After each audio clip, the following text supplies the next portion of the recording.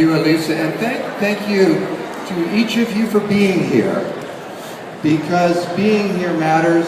It's a statement. Elisa told me just a few minutes ago that they sold twice as many tickets to the Green Festival this year as any year before. Something is happening here. Yeah, and you are part of it in a critical way. And I want to appreciate you, and I want you to appreciate yourselves and each other, because it's really crucial that we do that right now, at this moment in history. Amy said there is a crack. Will it open or will it shut? And a lot of that does depend on whether we make Obama do it, as she was talking about, and whether we make ourselves, hold ourselves accountable to our highest vision of what it means to be us, what it means to be human at this time in history. What we can yet do in the face of the adversity and the obstacles, the problems, the collapse, and the opportunity that arises in the midst of it. That's who we are, that's what we are becoming in. That is the context of our lives now. And we need each other.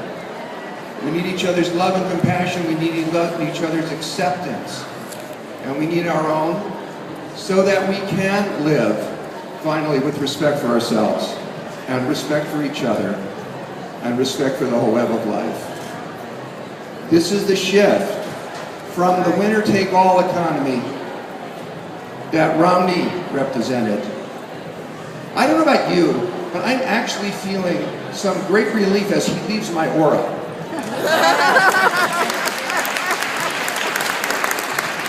Something about that man really frightened me, and I don't think it was the vastness of his emotional range. I've been working a lot for Prop 37 lately. And yeah!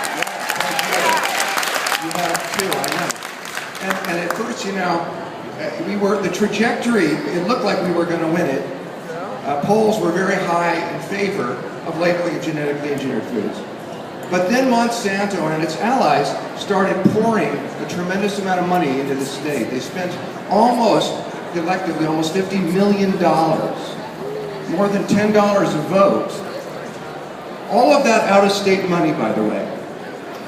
And the 5 leading funders of the No on 37 campaign were the 5 largest pesticide companies in the country. Their ads told the public, and this was persuasive, this seemed to carry the day. They told the public that if the proposition passed, if we had mandatory labeling of GMOs, it would raise the average California family's annual food bill by $400. Now, where did that figure come from, actually? The implication was that it came from some kind of coherent analysis. It actually was developed by a public relations company in Maine.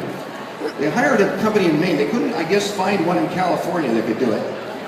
And this PR company has no economic background, no economic expertise, not a single economist on its staff. Their only prior work had been working for the American Beverage Association, Coca-Cola, and Pepsi-Cola in fighting laws that would mandate recycling of soda pop bottles. And they did a focus group, and they said, what is the number, the dollar amount, that would be high enough to scare the California voters, but not so high as to lose credibility? And they came up with the number $400. And that's how that number was arrived at. It was a PR stunt. There was no logic, no analysis, no actual credibility behind it. But it was persuasive because these companies spent around $50 million to persuade the public that that was the case, that their food bills would go up that much. And people were frightened. Now, meanwhile, we had 2 other bills I want to mention